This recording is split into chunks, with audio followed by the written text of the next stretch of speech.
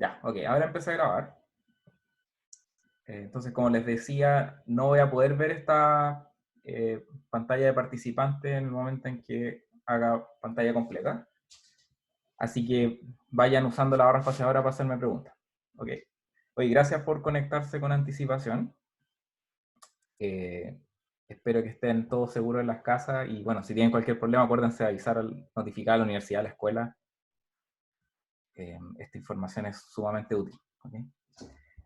Bueno, ya, entonces les doy algunos avisos más prácticos. Alberto va a hacer la ayudantía mañana. Quería confirmar de que está todo disponible ya en la página web, tanto el enunciado como las soluciones. ¿Okay? Si quieren tratar de resolver el problema con anticipación o mirar las soluciones con anticipación, eso tengo entendido que es parte de lo que, o sea, pueden hacerlo, ¿ok? Y la idea para las ayudantías, tengo entendido que a menos que se nos ocurra una mejor idea, van a funcionar bajo ese mecanismo, ¿ya? De que vamos a subir con anticipación tanto la enunciado y soluciones y los vamos a ir revisando en la ayudantía. O los van a ir revisando los ayudantes en la ayudantía. Ya, como les dije antes, también la tarea 1 se va a postergar. Estoy pensando una semana de postergación. Eh, este archivo que están viendo acá, yo al final de la clase lo voy a convertir en PDF y lo voy a subir a la página web del curso. Y si se logra grabar bien el video también. ¿Ok? Y acuérdense, esto no es que sea la tarea, sino que su tarea para ustedes de esta semana es leer el capítulo 2 completo. Yo lo que les pedí es que para hoy tuvieran leído los del 2.1 al 2.3. ¿Ya? Así que lo que voy a ir haciendo ahora es ir revisando este capítulo. Quizás podemos ir como sección por sección y me dicen si es que surgen preguntas específicas sobre algo.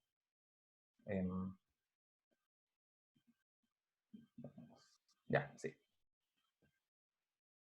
Ok, entonces aquí esta primera definición sobre la aritmética de los reales extendidos es algo que había mencionado en clase. No sé si a alguien le quedaron dudas al respecto de cómo operan estos números reales extendidos.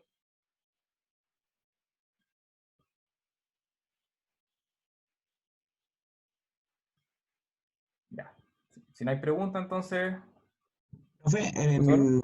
ahí no salía nada respecto a operatorias entre infinitos. Por ejemplo, si somos infinito positivo y infinito negativo, vamos a asumir Ah, que sí. Eh, Mira, aquí está implícito, si te fijas, que dice que si yo tomo cualquier x en los reales extendidos y le sumo más infinito, es más infinito. O sea, en particular, por ejemplo, si tomo menos infinito acá y le sumo más infinito, eso es más infinito. ¿Se entiende? Ok, muchas gracias. Profe, yo El, tengo el- una pregunta. sí, y para aclarar, eso es con respecto a la suma. Con respecto al producto, hay un caso que no tenemos definido, que es cuando uno multiplica infinito por cero. Todos los otros casos está bien definido. ¿Ya? Sí, José. Es respecto a eso también, que por ejemplo en integración también se ven reales extendidos y se define que el cero por infinito es cero. Correcto. Eso es por un tema de que en el curso de medida uno tiene una condición, es una especie de continuidad que uno hace en ese caso. En este caso no es la misma interpretación. Ahora yo les decía en clase que si uno puede definir este producto como un límite de dos objetos, uno puede calcular ese límite. ¿Ya? Entonces el ejercicio típico es cuando uno multiplica x por log x, ¿cierto? Que cuando x tiende a cero, eso converge a cero. Ya, ¿Ya? Pero no vamos gracias. a hacer ese supuesto por defecto. Ok. Ujú. ¿Ya? ¿Más preguntas? Ya. Entonces, la sección de espacios vectoriales, esto es un resumen muy rápido de las cosas que ustedes saben desde álgebra lineal hasta análisis real, ¿cierto? Entonces, lo importante de destacar es que en este curso nos vamos a concentrar en espacios de dimensión finita, normados, con una norma que no es necesariamente euclidiana. Pero sí vamos a tener un producto interno porque vamos a aprovechar ese producto interno para definir de alguna manera la norma dual. ¿Okay? Entonces, ese es como el uso que tiene en este caso. Cuando estemos tratando... Sí, perdón. Una pregunta. Hay un par de cosas ahí, y como en ese capítulo, conceptos que no se ven en análisis real, sino que se ven en análisis funcional. ¿Cómo ¿Qué cuáles? tanta complejidad? lo de teorema de Ries, por ejemplo, que me acuerde, los Ya, espacios duales, según yo, también se ven en funcional. sí, ¿Qué tanta profundidad le damos a esos conceptos? Porque imagino que igual hay compañeros que no han pasado por eso. Entonces, para entiendo. saber. No vamos a usar nada complicado de topología, ¿ok? De hecho, la razón por la cual dejé escrito simplemente este párrafo es como para que tuvieran el contexto, pero no vamos a ocupar ningún resultado. eh, es posible que en alguna parte del curso ocupe el teorema de la aplicación abierta, pero vamos a ver, creo que no, ni siquiera voy a llegar a eso, ¿ya? Pero eso sería, la verdad no, es más bien... Sí. Ya, gracias. ¿Había otra pregunta? Más bien lo que me No, interesa es o sea, es principalmente desarrollar intuición con respecto a esto, ¿ok? Y a esto. Y para eso lo más conveniente es mirar ejemplos. Entonces, la ayudantía van a tratar, por ejemplo, el caso de los espacios LP para RN, que es un caso que igual ya debería ser conocido por ustedes. Y ver, por ejemplo, cuándo esta desigualdad de Holder, que yo le llamaba, en realidad no sé si tiene un nombre, pero esta desigualdad es ajustada cuando no, digamos. Cosas más bien operatorias con respecto a estos eh, objetos. ¿Había alguna pregunta? Yo tengo una pregunta sobre la desigualdad. ¿Cómo se obtiene la desigualdad? Esta desigualdad se prueba por definición. Mira, vamos ahora acá. Entonces, lo que estamos diciendo es que primero decimos lo siguiente, ¿cierto? Esto es una definición, norma dual. Entonces, si yo tengo una cierta norma, cualquiera en un espacio E, puedo definir la norma como el máximo de I, X, donde la norma de X es menor o igual que 1, ¿cierto? Perdón, debería poner acá el Z.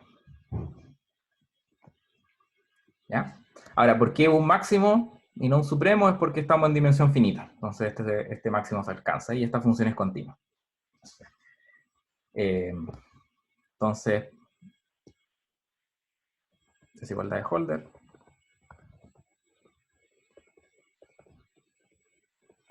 Nos dice que cualquier corchete z, x es menor o igual que la norma de z dual por la norma de x.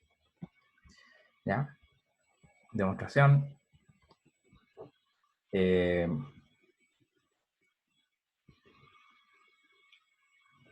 Ocupando simplemente esto, yo voy a tener lo siguiente, voy a tener que z, x es igual a z, x partido por norma de x, norma de x. Aquí simplemente ocupé la propiedad de los escalares en el producto interno, ¿cierto? Y a este tipo, que nosotros le podríamos llamar x gorro, este tipo tiene norma menor o igual que 1, ¿cierto? Y por ende va a ser menor o igual que el máximo. O sea, vamos aquí a acotar máximo de norma x gorro menor o igual que 1, z, x gorro por norma de x. Y esto por definición habíamos dicho que es la norma dual de z. ¿Ya? Entonces es una tautología realmente esta desigualdad. O sea, es directo a la definición. ¿Ya aclara eso la duda? Sí, se la aclara. Era como hacer la técnica de normalizar el vector y chao. Exacto, exacto. Yo entiendo que en el fondo quizá ustedes se confundan porque a veces probar, por ejemplo, en medida probar la desigualdad de Holder toma un tiempo, pero claro, eso es porque aquí hay que caracterizar qué es esto y qué es esto. Y en ese caso esa desigualdad toma formas no triviales, ¿ok? Pero eso viene dado de que uno calcula efectivamente cuál es la norma dual. Ya.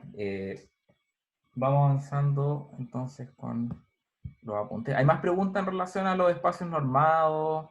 Por ejemplo, la definición de interior relativo, la dimensión de un espacio afín. Son todas cosas que yo sé que quizás vieron en optimización o en álgebra lineal y puede que no recuerden también. Profe, ¿se escucha? Sí, se escucha bien. Ah, ya, es que me causa, o sea, no entiendo muy bien la definición de un subespacio afín, como que estoy trasladando una bola al final. No, no una bola. Un espacio afín, dejémoslo escrito acá.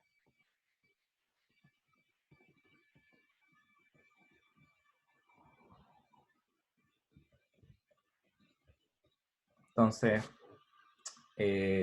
digamos que un espacio vectorial. Entonces, un conjunto H le había llamado, es un subespacio afín de E si existe, llamémosle F, subespacio vectorial de E, tal que, perdón, y un X en E, tal que H es igual a el conjunto X más B, donde B pertenece a F.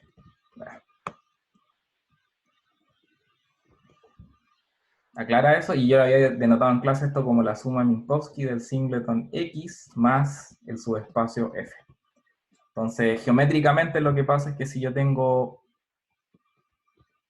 digamos, un subespacio, digamos que este es mi subespacio vectorial F, ¿ya? Aquí pasa por el 0. Un subespacio afín es, yo tomo esto, lo traslado por un X, y eso me va a dar otro, o sea, es el subespacio trasladado, ¿ok?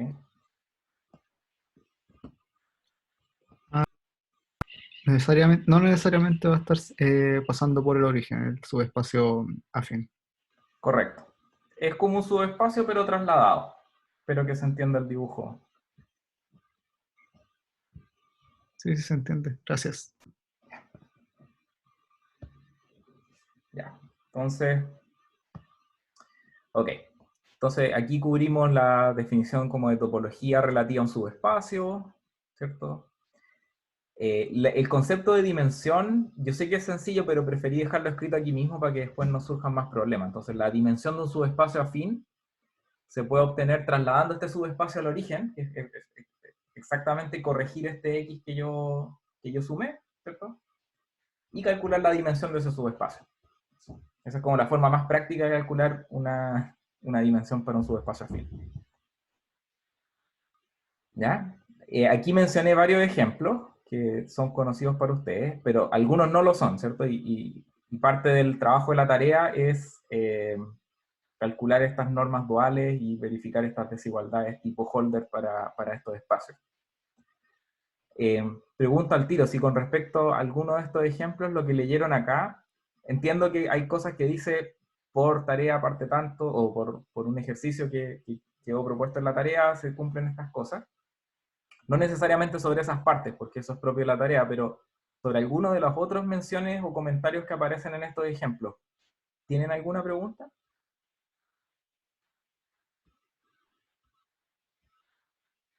Sí, profesor. Sí.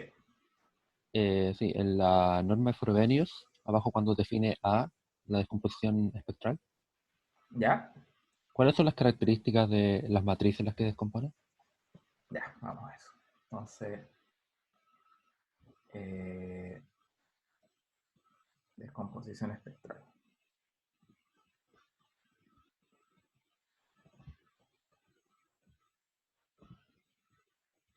Entonces, lo que nos dice en el curso de álgebra lineal es que si A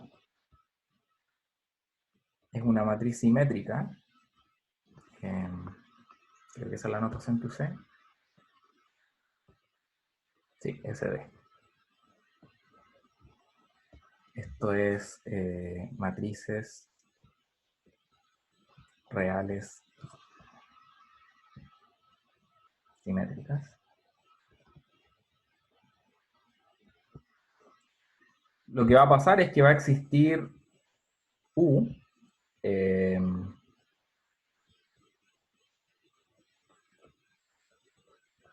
una matriz ortogonal, y con eso quiero decir de que U por U traspuesto es la identidad.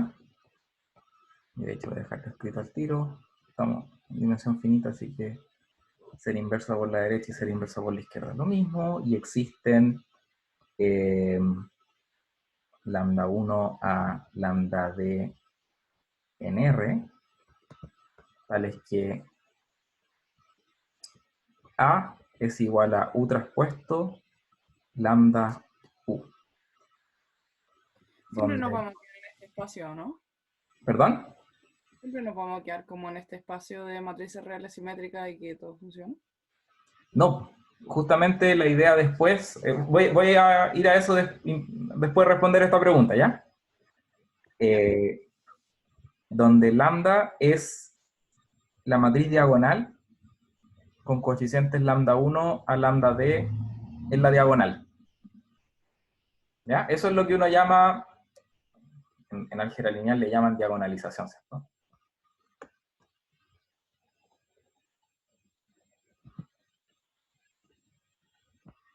¿Ya? Y eso es porque estoy descomponiendo esta matriz A como un producto de la traspuesta de una matriz ortogonal por lambda por U. ¿Ya? Y ahí menciono frecuentemente la propiedad esta de ciclicidad de la traza, ¿cierto?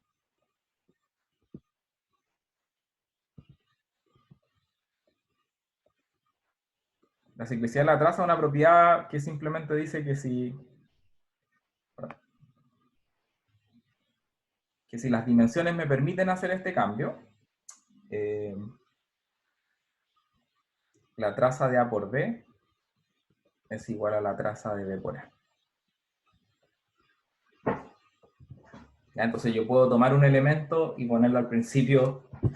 Eso me permite afirmar, por ejemplo, que cuando tengo una descomposición espectral yo puedo calcular fácilmente la traza de una matriz. La traza de A va a ser la traza de U traspuesto lambda U, y eso es igual que la traza de U traspuesto lambda.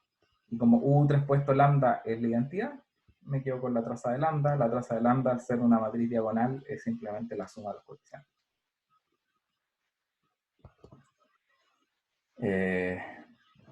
Esto, ojo, si es que las dimensiones de la matriz me permiten hacer ese cambio, ¿ok?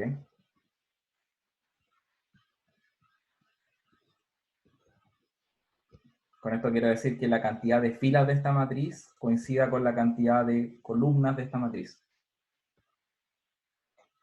¿Ya?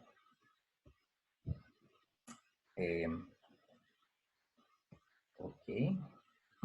Ya, entonces eso con respecto a la descomposición espectral. ¿Quedó claro a quién hizo la pregunta? No puedo verlo. Sí, quedó bien, gracias. Ya, vale. Ya, y este es el caso de matrices simétricas. Entonces efectivamente tenemos descomposición espectral. Ahora, yendo a la pregunta que hicieron después, esto ya tenemos un caso que matrices no son simétricas. ¿Okay? La matriz ni siquiera es cuadrada. Y sin embargo, igual uno puede definir una especie de norma espectral, ¿cierto? Hay dos formas de verlo. Una de ellas es como la forma variacional, que corresponde a calcular el radio espectral de la matriz, que es como el máximo de la forma cuadrática A traspuesto A. ¿Ya? Y fíjense, esta forma cuadrática sí tiene una matriz semidefinida positiva aquí. ¿Ya? Entonces, de alguna forma, el caso general de matrices, al menos para efectos de este curso, siempre se va a reducir a la matriz que sí es simétrica, que corresponde a A traspuesto A. ¿Ya? Otra forma de verlo es mirando la descomposición en valores singulares. ¿Ya? La descomposición en valores singulares me garantiza que cualquier matriz tiene una descomposición de este estilo, donde esta matriz que está acá, la U y la B, son matrices ortogonales, y esta sigma es una matriz diagonal, pero no es cuadrada. ¿Ya? Veo hartos mensajes en el chat. Ya, pero creo que no. Ah, pregunta, valor singular igual autovalor. Los valores singulares corresponden al autovalor o a los valores propios de la matriz A traspuesto A. ¿Ok? Y aquí les voy a pedir que probablemente Wikipedia es la mejor fuente para que repasen la descomposición en valores singulares. A ver, descomposición.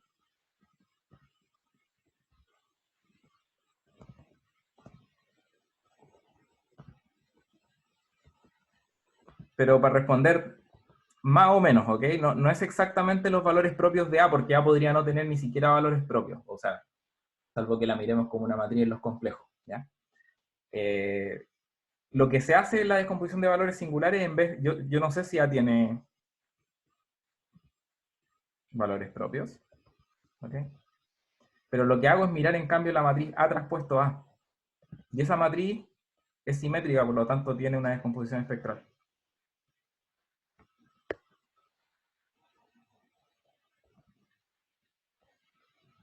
Y aquí me van a disculpar, pero quizás me carrileo en lo que digo. Les voy a pedir que igual verifiquen esto en algún libro de álgebra lineal o en Wikipedia. Si yo tengo A traspuesto A, puedo descomponer así. Y si después miro A traspuesto, también es una matriz simétrica, pero en otro espacio. ¿Okay? De hecho,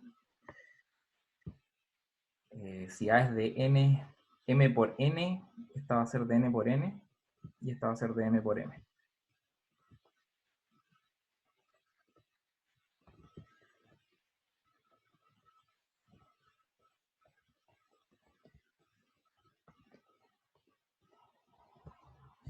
Y el punto es que estas dos matrices diagonales que me aparecen acá, de hecho, están íntimamente relacionadas. ¿Okay? Y eso me permite, básicamente son los mismos coeficientes. ¿Okay? Y eso permite que al final, o sea, después puedo convertir estas descomposiciones espectrales en una descomposición espectral para A, que no es una descomposición espectral, es la descomposición de valores singulares. ¿Okay? Que es U traspuesto, pongámosle otro nombre para no confundirlo. Sigma V. ¿Ya? Y esto se ve algo más o menos así. Fijarme bien en las dimensiones en el documento que usé. Digo que U es de M por N, M por M. Entonces, esta es una matriz, aquí U es M por M. Sigma entonces es una matriz que es M por N. Y aquí hay otra matriz V que es N por N. ¿Ya? Como se fijan, es muy parecido a la descomposición en valores propios, pero estos coeficientes de la matriz sigma que tenemos no son los valores propios de A. ¿Okay? Estos son la raíz cuadrada de los valores propios de A traspuesto, o A traspuesto A. ¿Ya? Cuando yo tomo A traspuesto A, básicamente estoy haciendo una especie de cuadrado, ¿cierto? Por lo tanto, los coeficientes naturales que deberían aparecer acá son las raíces cuadradas de esos términos. Insisto, les pido que igual miren esto, quizás si encuentro alguna buena referencia se la voy a mandar. ¿Ya? Pero eso, espero que le haya ayudado un poco a la intuición. No sé si quedan preguntas todavía con respecto a ambas descomposiciones. En el fondo, como durante el curso vamos a usar una si es que la matriz es simétrica y la otra si es que no. Esa es como la idea, ¿no? Correcto, correcto. Y principalmente vamos a mirar matrices simétricas porque, como pueden ver, la teoría es un poco más fácil. Quizás mencionar cómo esto se extiende al caso no simétrico, ¿ya? Pero igual me interesa que lo entiendan, igual esto es materia que les puede servir para otros cursos. Así que igual me interesa que lo aprovechen de revisar ahora y dado que quizás vamos a tener un poquito más de holgura en el curso, aprovechen el tiempo para ir repasando estos conceptos que de todas formas les van a ser útiles. ¿Ya? Una duda. ¿Sí? Antes que cambiemos de espacio, en las normas de Frobenius, al final sale una igualdad. Esta.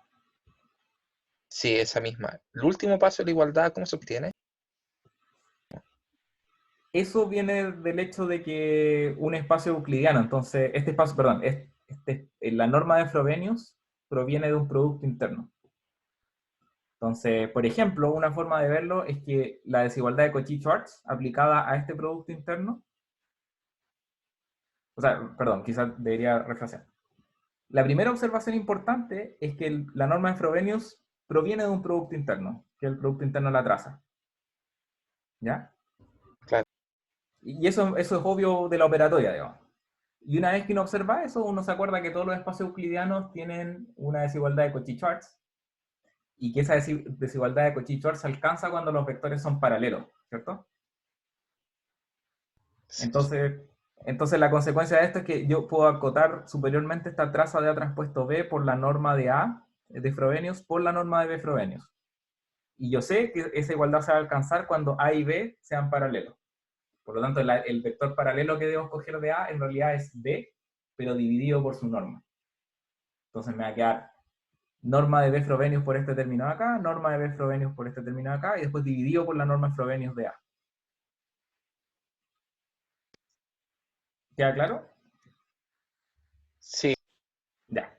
Hagan ese ejercicio igual, pero como les digo, es una consecuencia genérica de que estamos en un espacio euclidiano.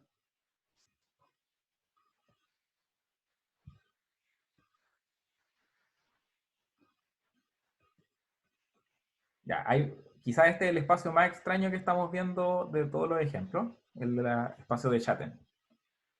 Y ese es el que aparece en la tarea, digamos, ¿ok? ¿Ya? No sé si tienen preguntas con respecto a lo que está escrito acá.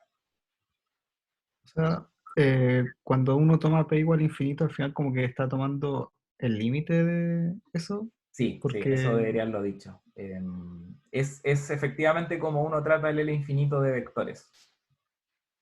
¿Ok? De hecho, uno podría decir lo siguiente, ¿ok? Podríamos decir que la norma de Chatelard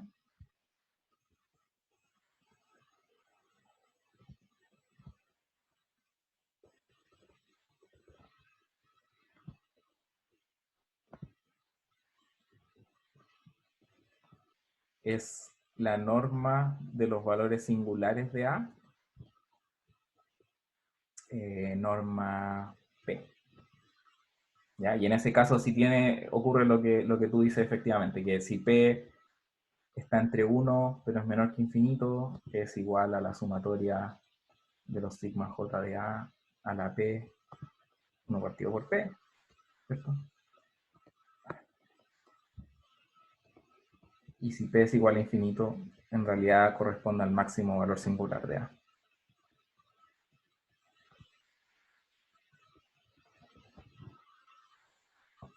¿Ya? Los valores singulares son siempre mayor o iguales que 0, porque fíjense que uno está tomando una matriz acá que es semidefinida positiva, está traspuesto A. A todo esto, ¿ven bien cuando apunto con el lápiz de esta manera? ¿Ya? Porque si no, creo que no van a cachar nunca dónde estoy apuntando. No, yo No, solo no veo se ve la punta. ¿No allá. se ve? se ve. Se ve, quizás, tiene un poco de retraso. Según yo no se ve nada. ¿No? Yo no veo nada. Ya. Alguien en el chat dice que tampoco ve. Ya, Y entonces no lo que voy cuesta. haciendo es marcando así. Ahora ves la flecha, ¿no? Sí, Ya, eso, y después la voy a borrar. Perdón. Ya, ahí, esa matriz A traspuesto, ¿cierto? Que permite encontrar los valores singulares, una matriz que es semidefinida positiva. Y como después le indicaba acá, uno toma la raíz cuadrada de esos valores propios de A traspuesto. Y eso, cuando uno toma raíz cuadrada, se queda con la raíz positiva, ¿ok? Profe, no me fijé bien en el apunte. ¿Esta norma de Chatelard para qué tipo de matriz se puede sacar? Cualquiera. ¿Cualquiera? Sí.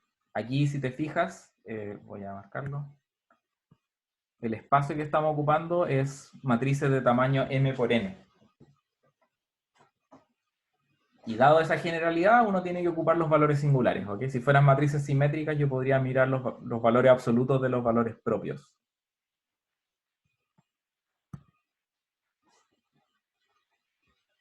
¿Ya? Entonces, bueno, igual, como les dije, les voy a dar más tiempo para la tarea, pero empiecen a trabajar al tiro esto, porque hay hartas cosas de álgebra lineal que uno tiene que ocupar.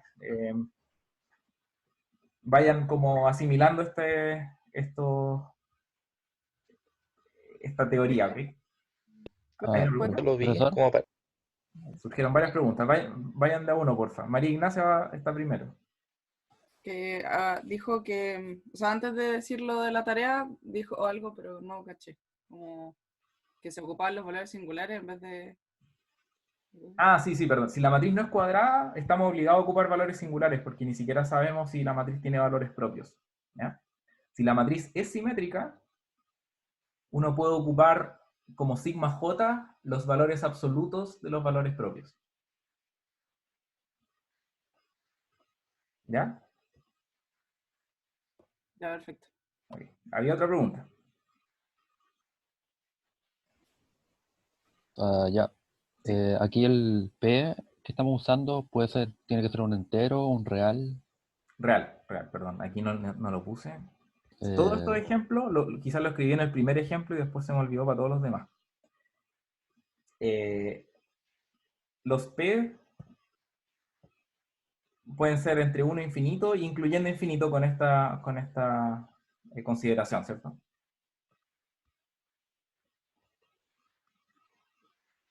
Entonces estamos viendo con real extendido para P. Sí, pero no es muy importante para los P, ¿ok? Yo puedo poner P igual a infinito, entre 1 e infinito, ojo, no todos los reales extendidos, no voy a considerar normas P con P menor que 1, ¿ya? Porque no son normas, dejan de ser convexos.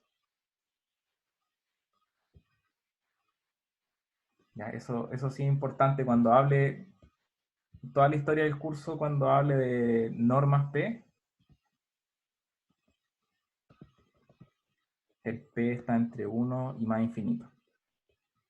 Quizás la única excepción acá es cuando en la primera clase hablé de la norma 0, ¿cierto?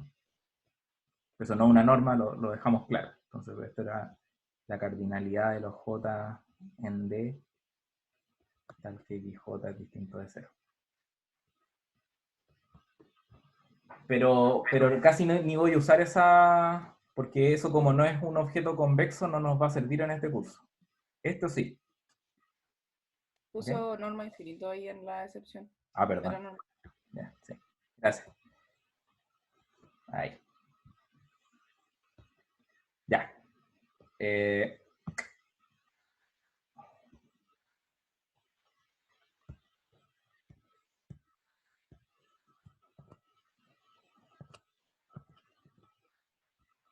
Ok. Ya, entonces igual échenle una mirada a estos ejemplos, yo creo que pueden surgir más preguntas, especialmente cuando empiecen a mirar la tarea. Igual se las voy a recibir, obviamente. La definición de espacios productos, el último ejemplo, es bastante estándar, ¿ok? Pero si tienen preguntas igual pueden hacerlo. Lo único que quería comentar acá al respecto es que como tomamos un producto de 2, yo también podría tomar un producto de más de 2, ¿ok? Y eso se hace inductivamente. En ese caso, la norma de un espacio producto me va a quedar como la raíz cuadrada de la sumatoria de las normas al cuadrado de cada uno de estos espacios. Estos espacios no tienen por qué ser euclidianos tampoco, ¿ya? Y si ese es el caso, obviamente esta norma tampoco me va a quedar euclidiana. Profe, como igualdad con un triangulito arriba, significaba como definición o algo así. Definición, correcto. ¿Ya? Y aquí también debería haber puesto definición. Esta es una definición del producto interno para el espacio.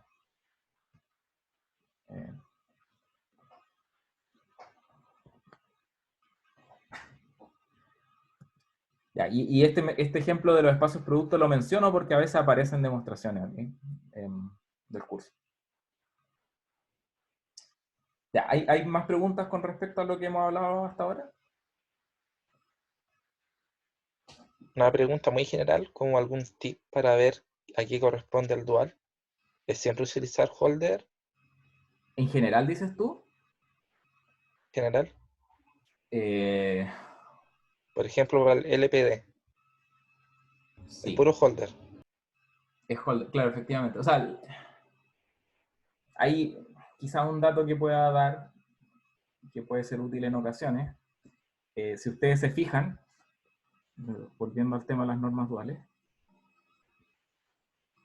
en general, es que la definición de la norma dual de un vector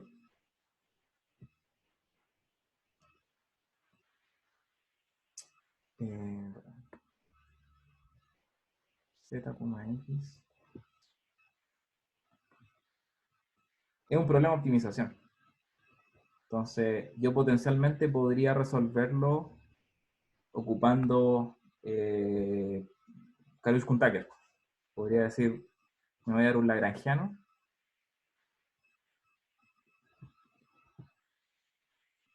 y aquí va a depender del producto interno concreto que uno tome y de la norma que uno tome, ¿cierto? Cada una de ellas va a tener una fórmula.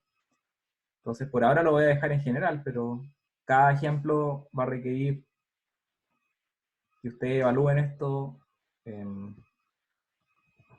¿Ya? Pensemos, por ejemplo, Producto Interno Usual.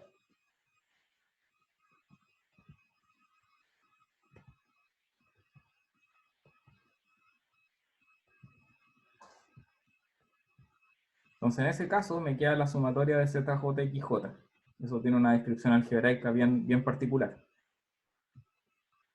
La norma también va a requerir una descripción, ¿cierto? Pero eso, si ustedes quieren calcular la norma dual de algo, tienen que saber cuál es la norma de partida. Entonces, eso les va a dar como alguna especie de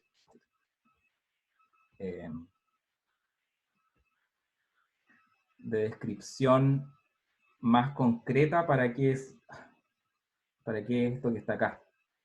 ¿Se entiende? Por ejemplo, como tú mencionaste, normas P, eso va a implicar que acá tengo J igual 1 a D, ZJXJ más lambda por sumatoria de XJ a la P. Esto está excluyendo el caso P igual infinito, pero bueno, también se puede hacer. Pongamos acá. ¿Se entiende? Y esto ya tengo un lagrangiano al cual le puedo aplicar Karush-Tucker. ¿Okay? Y eso me da la desigualdad de Holder, básicamente. Y me va a dar la caracterización de la norma dual. Bacán. Profesor, Si la norma, o sea, si el producto interno es la norma es el producto interno Frobenius o cualquier otro, ustedes van haciendo el reemplazo específico de esta sumatoria de acá y después del término de la norma. ¿Ya? Había otra pregunta. pero ¿cuál sería la norma espectral dual? O sea, ¿se puede aplicar con eso lo que acaba de explicar? Sí, también. El problema es que es más complicado, ¿ok? Requieren un cierto... A ver, yo les voy a decir qué es cuál es el propósito de la tarea 1, ¿ok? Es que lo que van a ver es que cuando yo trabajo en espacios de matrices, ¿ok? Básicamente las mismas dualidades que yo tengo en los espacios vectoriales se heredan. Y eso vale decir, por ejemplo, que si yo tomo la norma dual de la norma Schatten, me va a quedar una norma de Schatten, pero con el P, el conjugado de P. ¿Ok? Y eso tiene que ver porque de alguna manera estas normas de matrices que estamos definiendo acá son sumamente simétricas. Solamente dependen de los valores singulares. Por lo tanto, si yo aplico, fíjense en esto. Si yo tengo una matriz A, simétrica, tengo el teorema espectral, ¿cierto? Tengo el teorema espectral acá. Si a esta matriz yo le aplico un cambio de variables, un cambio de base, por otra matriz ortogonal, la diagonal me queda igual, ¿cierto? Y eso implica que la norma de Frobenius también es igual. Entonces, estas normas que estoy describiendo acá son todas normas que son invariantes por cambios de variables dados por bases ortonormales. En el caso de espacios que no son de matrices cuadradas, como este de acá, el cambio de variables que puedo hacer es doble. Puedo hacer un cambio de variables en este espacio, en el espacio donde aparece U, que son M por M, y otro cambio de variables que puedo hacer acá en B. Entonces hay una especie de simetría por ambos lados, por el espacio Rm y por el espacio Rn. ¿Ya? Y cada vez que hay una simetría en estas cosas, eso implica que la norma vectorial que induce en los valores propios después se va a extender de alguna manera a una norma matricial. Ya, yo sé que esto que estoy diciendo es medio vago, pero justamente el propósito de la tarea es que ustedes formalicen esa idea. ¿Ya? No sé si aclaró la pregunta que había. Sí, gracias. Ya. Como les digo, sería bueno que empiecen igual de todas maneras a ver la tarea, porque creo que les va a ayudar a contextualizar un poquito mejor los ejemplos que están acá. Ya, si les parece ahora, ¿hay más preguntas?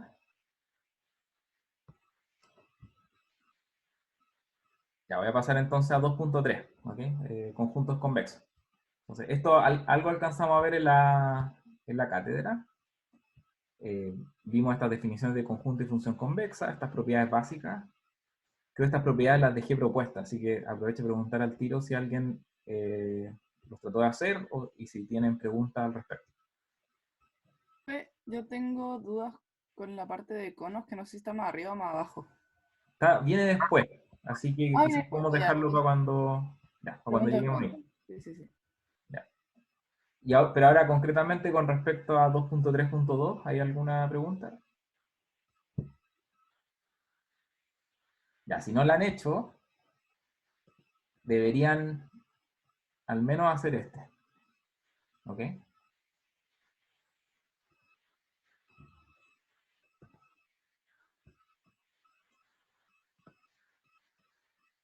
Ok, y lo que voy a hacer ahora es terminar la demostración que dejé sin terminar en clase, ¿ok? Que esta del el Sí, tema... profesor, yo tenía una duda del punto 4. Ok, dime. Cuando define la suma Minkowski, Ujú. ahí pone existe x1 perteneciente a x1 y existe x2. ¿Por qué pone existe? O sea, porque es por decir, x1 más x2 es el conjunto de aquellos x1 y x2 donde x1 pertenece a x1 y x2 pertenece a x2. Si quieres, me imagino que puedes omitir el existe, ¿ok? Podría dejar simplemente x1 más x2 donde x1 está en x1, x2 está en x2. Lo que quería enfatizar es que en el fondo podríais pensarlo así. El existe quizás se justifica mejor si uno escribe la definición de esta manera.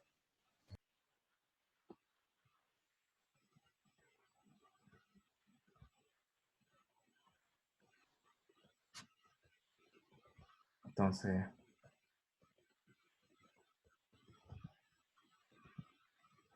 sería el conjunto de x en el espacio, tal que...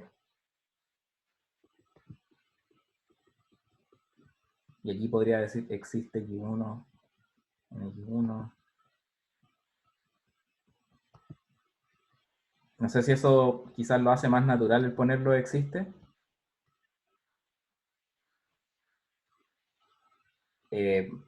Pero si no, o sea, si te acomodas simplemente, lo que pasa es que lo que quería clarificar es que no es un para todo, que no es una intersección de cosas. Es cualquier manera que yo pueda generar una suma de un elemento en x1 con un elemento en x2, eso va a ser un elemento de x1 más x2. ¿Ok? Ya. Ya. Y acuérdense que la parte 4 se puede hacer fácilmente a partir de la parte 3. Para eso se les tiene que ocurrir una transformación lineal que haga este trabajo. Ya, entonces vamos a este lema. De hecho, revisándolo antes de empezar la clase me di cuenta que hay un pequeño error de tipeo acá en la demostración, así que la voy a hacer en el OneNote y después se las voy a subir y cuando tenga tiempo voy a también corregir el apunte, ¿ya? Ok, entonces voy a ir simplemente... Ya, espera un segundo.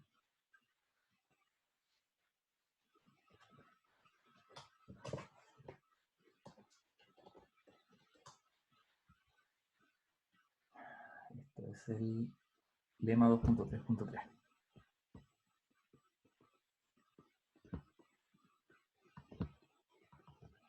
Y ese dice que si C es convexo, X pertenece al interior de C, Y pertenece a la frontera de C, entonces, o sea, no la frontera, a la herencia, el intervalo X excluyendo a Y está contenido en el interior de C. ¿Ya?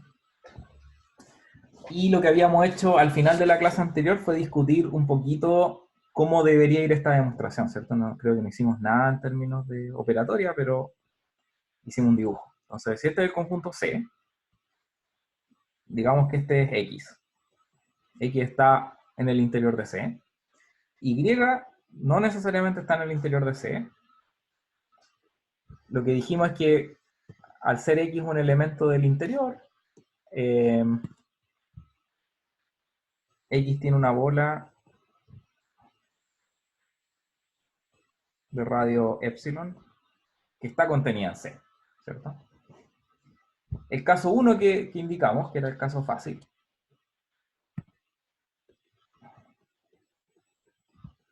es cuando Y no solamente está en la adherencia, pero también está en el conjunto. ¿Ya? Ese es caso fácil. ¿Por qué? Porque en ese caso lo que puedo hacer es simplemente generar esta especie de cono, ¿cierto? Y a su vez, o sea, cada vez que yo tengo un elemento en este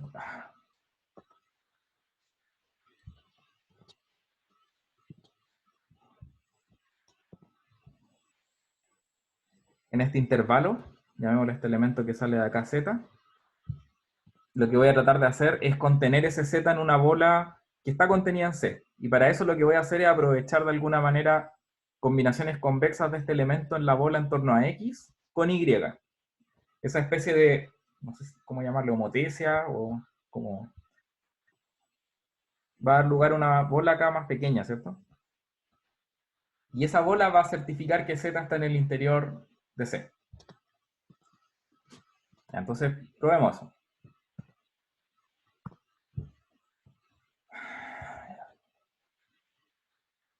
Ya, ¿qué es lo que quiero decir ahora? Sea Z igual a lambda X más 1 menos lambda Y. Con 0 menor que lambda menor o igual que 1. Fíjense que al excluir a 0, lo que estoy haciendo es excluir el caso en donde escojo Y, ¿cierto? Entonces, lo que estoy haciendo es justamente certificar que este intervalo abierto, que no incluye a Y, va a estar contenido en el interior de C. Ya. Entonces, lo que quiero hacer es, bueno, primero notar que, ¿qué es esto que está aquí? ¿Qué es esta bola en torno a Z que dibujé? Bueno, esa bola tiene que irse escalando a medida que yo escojo menos ponderaciones de X, ¿cierto? Va a ir decreciendo. Por lo tanto, a medida que lambda crece, perdón, a medida que lambda decrece,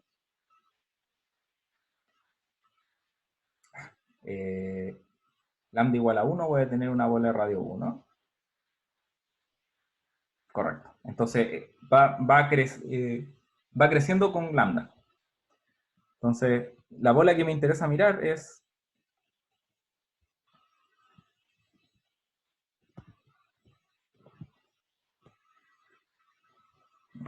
Perdón, voy a hacer un poquito de anotación. Sea además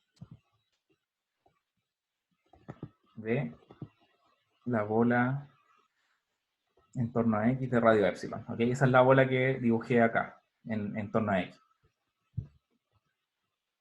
Entonces ahora lo que me gustaría considerar es la bola en torno a Z.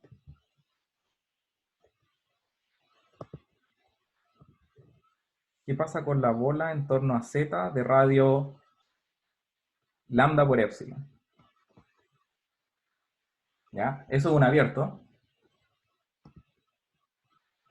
Pero lo que además me gustaría decir es que está contenido en C. ¿Ya? Y lo que me interesaría ahora es que me crean esa afirmación. ¿Ya? En particular porque en el apunte está malo. Yo puse 1 menos lambda por epsilon. Me interesa que sea lambda por epsilon. ¿Ya? Este es lo que, como les decía, el error de tipeo que tengo en el apunte y que voy a corregir. Ya, entonces, claramente esta bola es un abierto. La parte no trivial es verificar que está contenido en C, ¿cierto? Entonces, veámoslo. En efecto,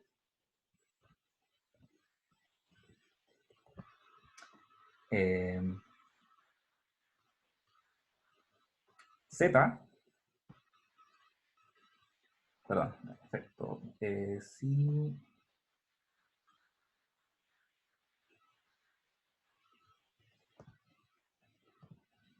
si W pertenece a esta bola, entonces lo que necesito hacer es tratar de escribirlo como una combinación convexa de elementos en C. ¿Ya? Y eso lo vamos a hacer de la siguiente manera. W es igual a Z más lambda epsilon por un D, donde la norma de D es menor que 1. ¿Cierto? Eso simplemente porque está en la ola. Ahora lo que voy a hacer, es identificar Z como una combinación convexa de X e Y. Y finalmente lo que voy a hacer es decir que esto es factorizar por lambda.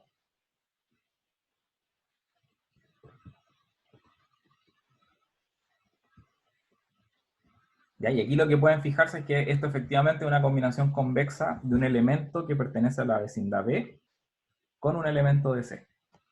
Por lo tanto, esto pertenece a C, porque tanto B tanto B como Y están contenidos en C y estoy tomando combinaciones convexas. ¿Ok? Entonces, a menos que hayan preguntas, voy a continuar con la demostración. Lo que acabo de hacer es probar esta afirmación que tengo acá, de que está contenido en C.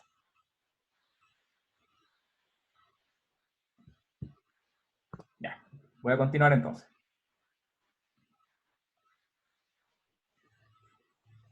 Profe, no cacho Sí. bien como el esquema. Ya que probamos que esa bola está ahí, como de qué me sirve después para probar, porque se supone que el problema vendría siendo como el borde, ¿o no? Como el borde de este intervalo. Claro, pero acuérdate que lo que necesito probar es que Z, perdón, sí, a ver, ¿cuál es la conclusión? ¿Cuál es la conclusión? Es que Z pertenece a esta bola y esta bola está contenida en C. ¿Cierto? O sea, si estáis de acuerdo con lo que hicimos aquí, acabamos de probar eso. ¿Y eso qué implica? Es que Z pertenece al interior de C. Simplemente porque logramos construir una vecindad en torno a Z que está contenida en C. Es decir, por lo tanto, todos estos Z que probamos acá, que si se fijan denotan exactamente el intervalo X, Y, sin incluir Y, están contenidos en el interior de C, que era la afirmación que queríamos probar. Entonces, esto prueba el lema en el caso 1, el caso sencillo en que Y está en el conjunto. ¿Respondí a la pregunta? Sí, creo que sí. Ok, entonces ahora tenemos que pasar al caso difícil. ¿Okay? El caso difícil es cuando Y pertenece a la frontera de C. ¿Ok? Y no pertenece a C. Aquí el dibujo es un poquito más sofisticado, ¿ok? De hecho no están los apuntes porque no tuve tiempo de hacerlo, pero lo voy a hacer acá. Entonces, acá está X, acá está Y, y el problema que tengo ahora es que Y ya, si se fijan en la demostración, que aquí hay un paso clave, ¿ok? Que fue en el que ocupé que Y está en C, este. ¿Ya? Si Y ya no está en C, que es el caso 2, no puedo hacer esta combinación convexa. O podría hacerla, pero no me garantiza que estoy en C. ¿Ya? Así que voy a tener que hacer un truco, ¿ok? Y el truco es el siguiente, es decir,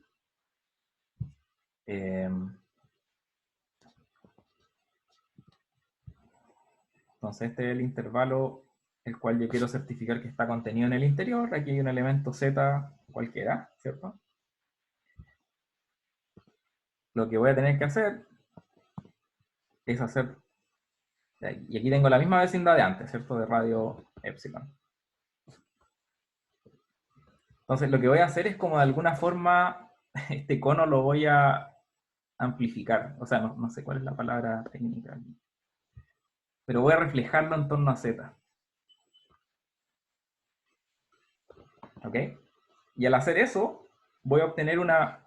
Fíjense que Y está en la adherencia de todas maneras, entonces yo cuando tomo una bola acá,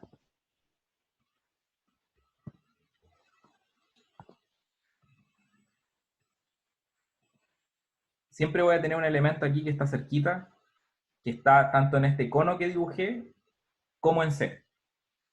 Y ese Y, o sea, ese Y nuevo que le voy a llamar Y tilde, es el tipo que voy a utilizar para generar esta combinación convexa de Z con un elemento en esta bola que está en torno a X. ¿Ya? Voy a ir desarrollando esa idea, ¿ok? Para que no se preocupen si es que no entendieron exactamente lo que dije. Pero ahora, de ahora en adelante, álgebra, ¿ok? Veamos entonces. Sabemos que Z, bueno, Z dijimos sea lambda X más 1 menos lambda Y, con 0 menor que lambda, menor o igual que 1. Ya, lo mismo de antes. Ahora lo que voy a hacer, como les dije, es escribir este Y como una especie de extrapolación de... Es como un reflejo de X en torno a Z, ¿ok? Y para eso simplemente tengo que aislar Y en esta ecuación que acabo de escribir.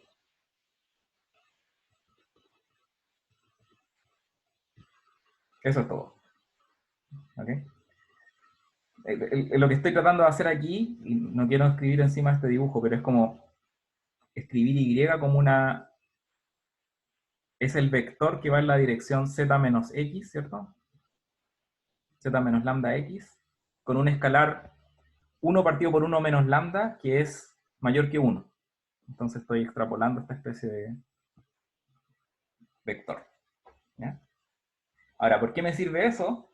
Es porque yo sé que X está contenido en un abierto, ¿cierto? Entonces voy a decir inmediatamente, esto que está aquí pertenece a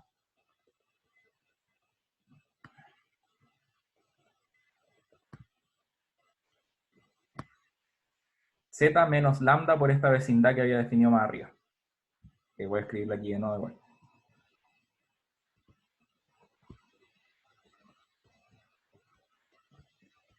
Esta B es la bola esta que dibujé en rojo. ¿Ok?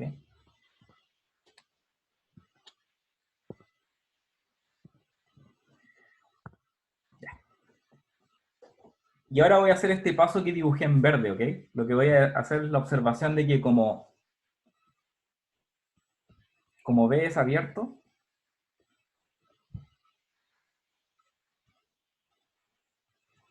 Y pertenece a la adherencia de C, lo que va a pasar es que existe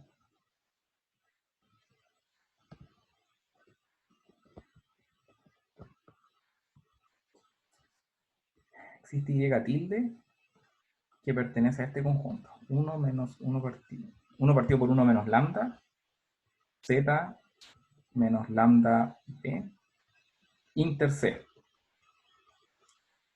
¿Ok? Yo no sé si Y pertenece a C, pero cualquier elemento que esté suficientemente cerca de Y, perdón, cualquier bola que yo tome en torno a Y, va a tener elementos de C, ¿cierto? Y este conjunto, el 1 partido por 1 menos lambda, Z menos lambda B, es un abierto. Y contiene Y. Por lo tanto, al intersectarlo con C, voy a tener una intersección no vacía. Y escojamos un elemento cualquiera, Y tilde, en ese conjunto. ¿Se entiende? Ahora ese Y tilde no tiene por qué estar en la línea que yo dibujé ahí. Entonces lo que voy a hacer es que si quiero escribir Z, voy a tener que dibujar una línea como de esta forma. ¿Ya? Pero como X también... Sí. No, una pregunta chica. Ahí en el dibujo, en verde puso Y tilde, ¿o no? Y puso Sí. como un punto en alguna parte que creo que se borró con la línea verde, claro, pero... Ese puntito se suponía que era Y tilde, ¿ok? Ah, ya, se supone que está dentro de C y Está dentro de esta vecindad. correcto, en esta vecindad y está en C. Ahora, si yo quiero, lo que voy a hacer es reducirme al caso 1, que voy a tratar de construir un X tilde y un Y tilde, que ambos X estén en el interior de C, Y tilde esté en C, y voy a escribir Z como una combinación convexa de ambos. Y eso me va a reducir al caso 1. ¿Ya? Y estamos casi listos, ¿ok? Encontramos Y tilde, ahora lo que nos falta es encontrar X tilde. Pero ahora vamos a ocupar nuevamente que B es una vecindad en torno a X. Ah.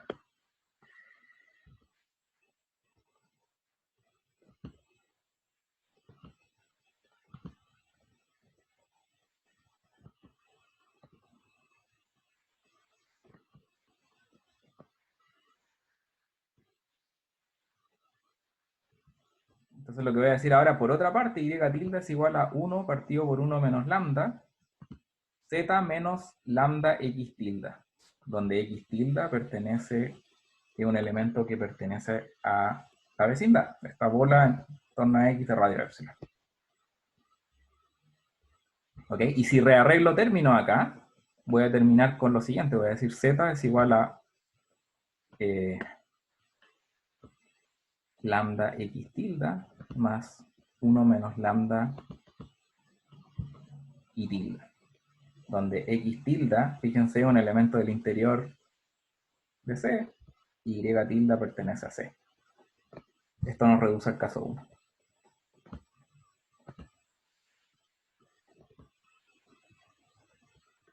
¿Cierto? En el caso 1 dijimos X está en el interior de C, Y está en C. Así que probamos el resultado. ¿Ya? ¿Hay preguntas con respecto a la demostración? ¿Profe? Sí. No me queda muy claro cuál es el conjunto de los Z menos lambda B. ¿Tú dices la definición de ese conjunto? Sí. Típicamente en espacios vectoriales, cuando yo tengo un conjunto A y yo digo X más A, bueno, de hecho, ya lo hemos hecho, es la suma Minkowski. Esto es el singleton X sumado al conjunto A. Si yo le pongo menos, ¿sí? Ese conjunto no lo pusimos como en el dibujo. El B... Ah, ya, perdón. B estáis de acuerdo. B es la bola en torno a X de radio epsilon, ¿cierto? Sí, sí. Lo que dices tú es que Z menos lambda B es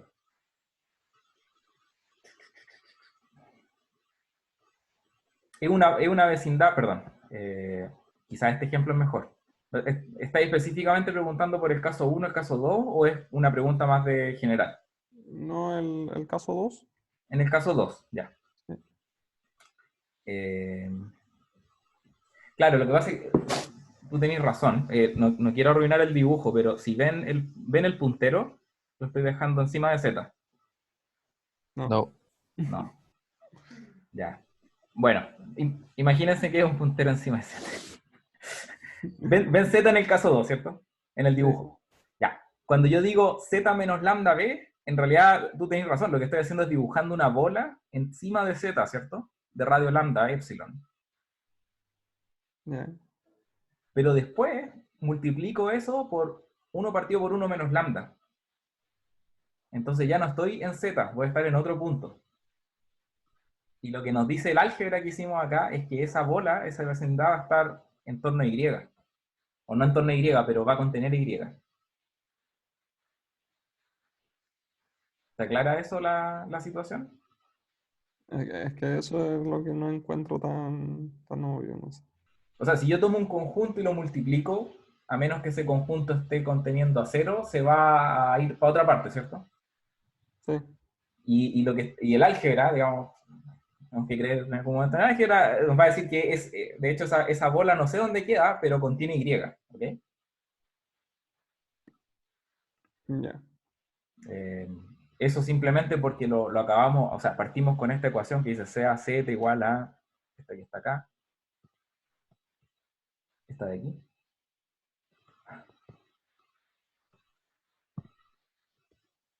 Esta de aquí, ¿cierto? Y igual, y simplemente hicimos un rearreglo, perdón.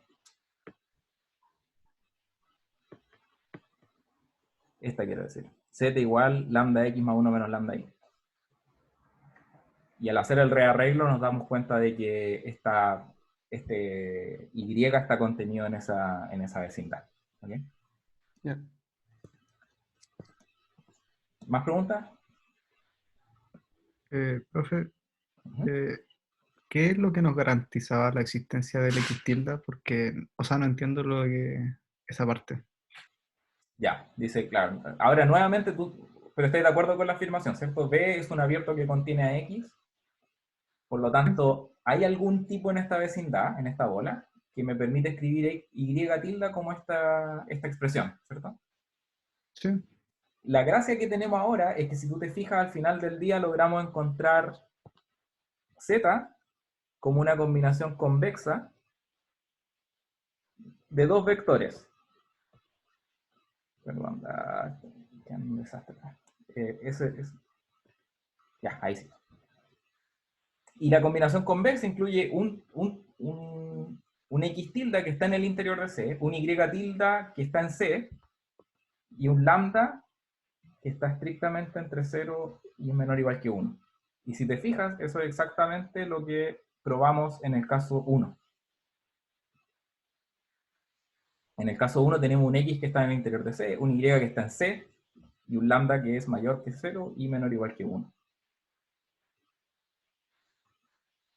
Lo que pasa es que, o sea, lo que yo entendí es la parte donde I pertenece a este conjunto que es la intersección entre 1 partido en 1 menos lambda y C, pero después me confunde por qué tenemos que garantizar la existencia del X tilde, eso era. La existencia de X tilde se garantiza porque B es un abierto, o sea, cuando te dices que Y pertenece a un conjunto, entonces existe un elemento de ese conjunto tal que tienes la igualdad, ¿cierto? Eso es todo lo que estoy Sí. diciendo. Ujú. Ya. Ya, gracias. Ok. Ya, y eso concluye la demostración de este resultado. ¿Ok? Entonces, como les dije, hay una pequeña corrección, que era que el abierto que estamos considerando es un abierto acá, en torno a z, pero de radio lambda epsilon, no 1 menos lambda epsilon. Y yo voy a hacer esa corrección después. Ya. En términos de la materia, entonces, lo que nos falta, hay otros resultados más que aparecen acá. Tanto el interior como la adherencia son conjuntos convexos. No sé si alguien vio esa demostración, si tienen preguntas.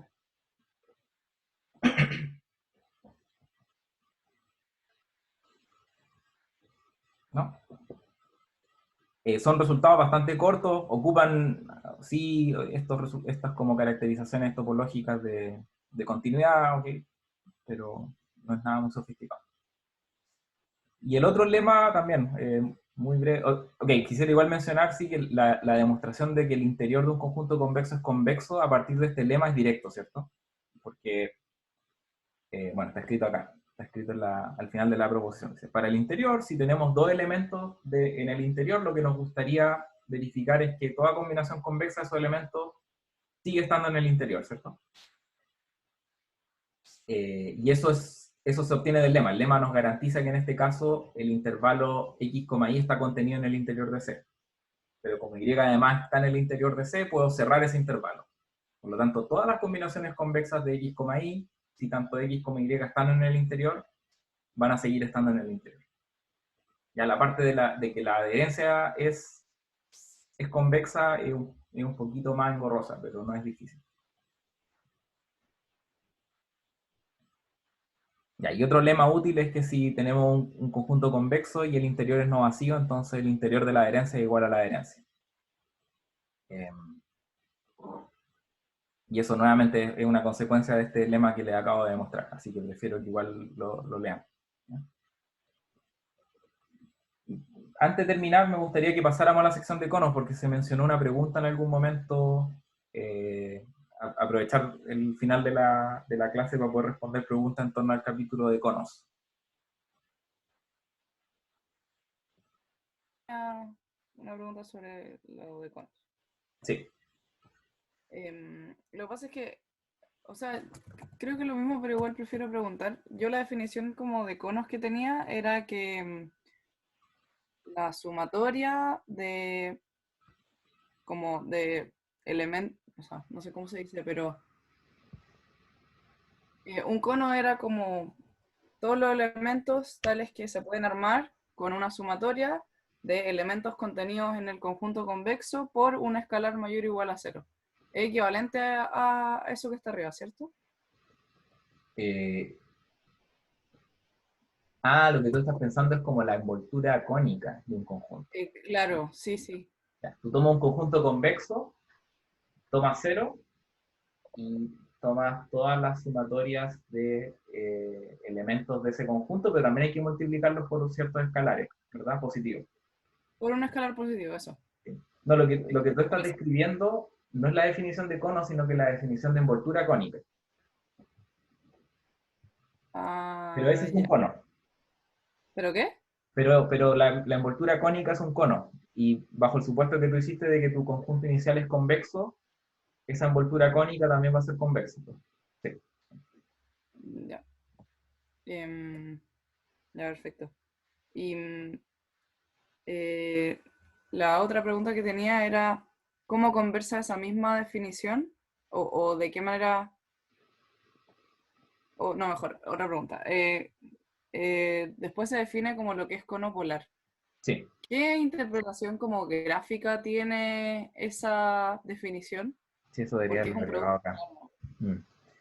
El cono polar tiene una interpretación geométrica que es bastante útil. ¿Ok? La voy a... Entonces vamos... ¿Conos?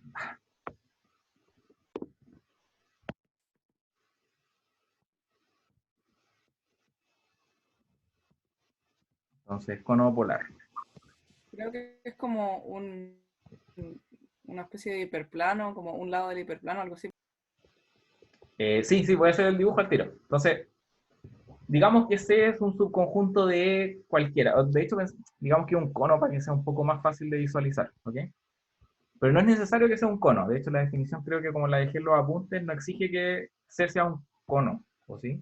Sí, C es un conjunto, ¿no? ¿Ya? Pero pensemos que sea un cono para visualizar solamente.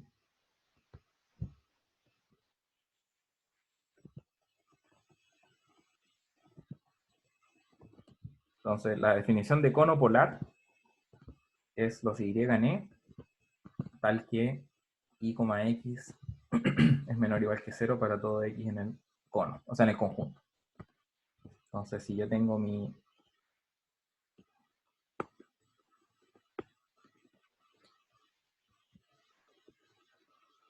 Ya, pensemos entonces que tenemos un conjunto acá C, que es un cono, ¿cierto? Y la definición del cono polar nos pide encontrar todos los vectores y en el espacio que tienen producto interno menor o igual que 0 con un elemento en C. Entonces, si ustedes lo piensan, cada vector en C me va a definir una especie como de desigualdad válida, ¿cierto? Como que tengo que respetar una cierta condición. En particular, por ejemplo, si miro esta dirección como frontera de C, va a haber un vector perpendicular a esa dirección. Y dado que tengo que tener producto punto negativo con cualquier menor o igual que 0 con todos los elementos en C, necesariamente tengo que estar aquí como en esta esquina inferior izquierda, ¿cierto? Con respecto a este vector. Lo mismo por el otro lado. Va a haber otro vector acá, que va a ser perpendicular a esta dirección extrema de C. Entonces, necesariamente todo, bueno, lo que después queda verificar es que si en realidad estoy como respetando estas dos restricciones, ¿cierto? Una que me dice eso y la otra que me dice esto de acá. Eso que me queda aquí es el cono polar. Ya voy a tratar de hacer un dibujo un poco distinto para que se vea mejor, de hecho.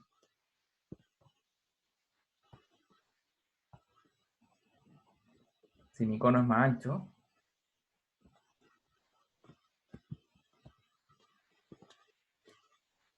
la condición de perpendicularidad la pueden ver así.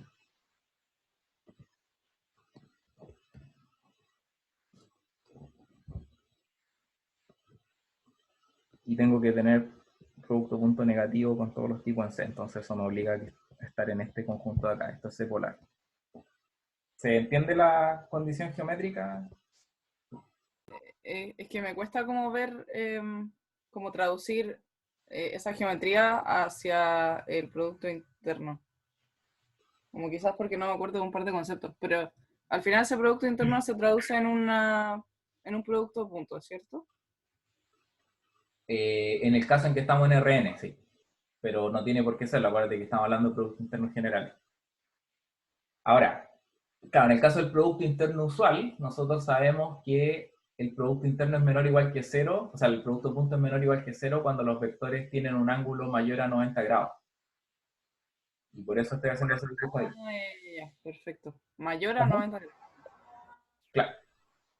Entre 90 y ¿cuánto es? 270. Por lo tanto, de hecho, por ejemplo, acá no estoy dibujando... podría hacer muchos dibujos acá, pero voy a hacerlo en amarillo, ¿ok? Este vector que está aquí, en amarillo, me impone una desigualdad válida, una restricción, si quieren, de necesariamente estar en este lado, ¿cierto? Pero este otro vector me impone estar en este lado. Entonces el cono polar se obtiene como la intersección de esas dos restricciones. Ahora eso en R2. En RN vamos a tener muchas restricciones, quizás el cono es curvo, entonces no necesariamente ahí las direcciones extremas pueden ser infinitas, digamos. La descripción del cono polar puede ser más compleja, pero esa es la idea. Ok, ¿hay más preguntas al respecto del capítulo de cono polar? O sea, de conos. Yo sí. ¿Mm? ¿Aló? Tengo Se corta, no estoy escuchando. Quizás podemos usar el chat si es que no está funcionando el micrófono. ¿Se escucha ahí? Ahí sí. Que sobre el cono normal también tengo la duda sobre la interpretación geométrica. El cono normal es más difícil de visualizar, pero básicamente es reflejar este conjunto del cono polar con respecto al cero. Ah, ya. Eso es todo. Por eso dije que Ya. mirar uno o mirar el otro son esencialmente equivalentes. Lo que pasa es que el cono polar tiene una geometría más intuitiva y el cono dual puede ser útil para otras cosas. O sea, por ejemplo, ahí hablo de la noción de cono autodual. Es más fácil, o sea, que tener que poner un menos cuando tomo el polar. Claro. Pero estaba hablando del normal. El que estoy hablando en estos dibujos es el polar. Ahí lo dejé escrito, así que... Sí, pero yo estaba hablando del cono normal. Ah, que sí, sí. no es El cono polar es el reflejo con respecto al origen del polar. Ya, muchas gracias. Hay alguien que levantó la Profe. mano. Ah, alguien está... Se usan estos conos. ¿Por qué después se nombra el cono normal y se usa para las proyecciones? Vamos a usar proyección y vamos a usar cono a lo largo del curso. No lo vamos a ocupar inmediatamente, ¿ok? Como les dije, este capítulo es un capítulo de repaso. Entonces, por eso estoy haciendo todas estas cosas ahora. ¿Ya? Por ahora, créanme que va a ser útil más adelante. ¿Ya? ¿Hay otra pregunta? Una última duda cuando en este como resumen se habla de que la Uh-huh. Dame, Si quieres, escribe la pregunta mejor. te Porque habla sobre lo del complemento ortogonal. Ah, Y sí, que sí. son iguales. ¿Por qué son iguales? Veamos el apunte, entonces.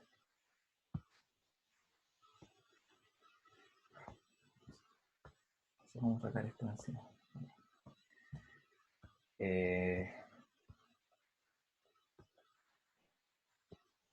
Ya, entonces, perdón, ¿en qué parte estamos hablando? En los conos, más arriba, Sí. dice que el complemento ortogonal es igual al cono. Sí. Ok. Entonces, si tú tomas un subespacio vectorial, ¿ok? Ya. Voy a hacerlo acá. Entonces, toma F, subespacio vectorial de E, ¿ok? Entonces tenemos un espacio y tenemos acá un subespacio, ¿cierto?